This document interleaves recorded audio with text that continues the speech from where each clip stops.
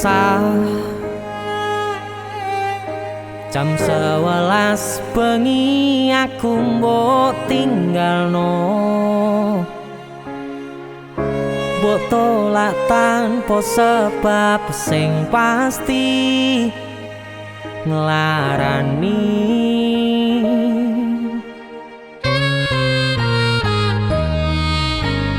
Aku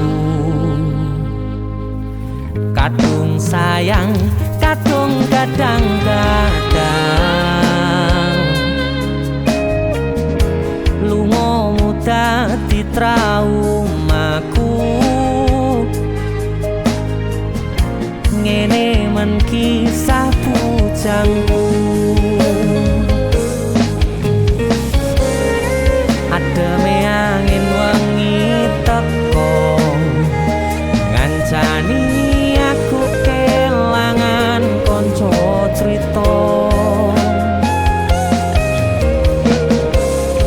Jane namung masalah tresno tapi koyo loro.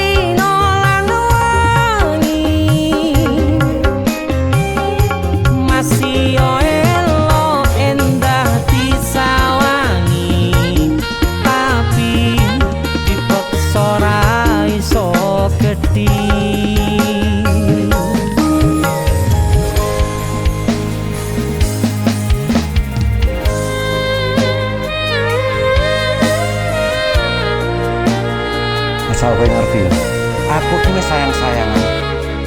Kita saling memadu kasih.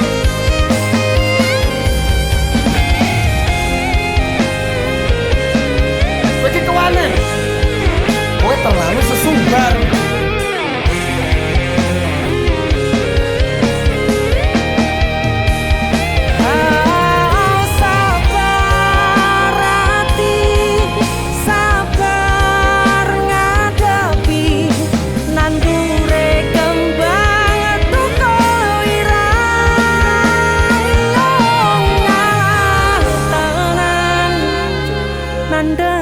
Tenan kowe nganggep aku sewates kancamu,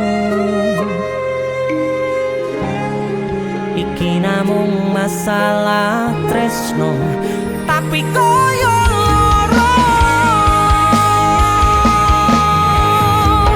Yen akhire wirang ben wirang pisan, yen akhire loro ben loro tenan. Kowe kudu dong. Opo iki sapa? Ora pantes godheke pira. Selalu ngancani ilang endinge. Asakku valid aku ki ora bakal ditolak. Tresnoku koyo bonsai anteng putri, mbok sirami rino lan Aku wangi. yakin 99% kowe ki mau ditolak. Masih yo elo endah disawangi, tapi dipaksa ora iso gedhi.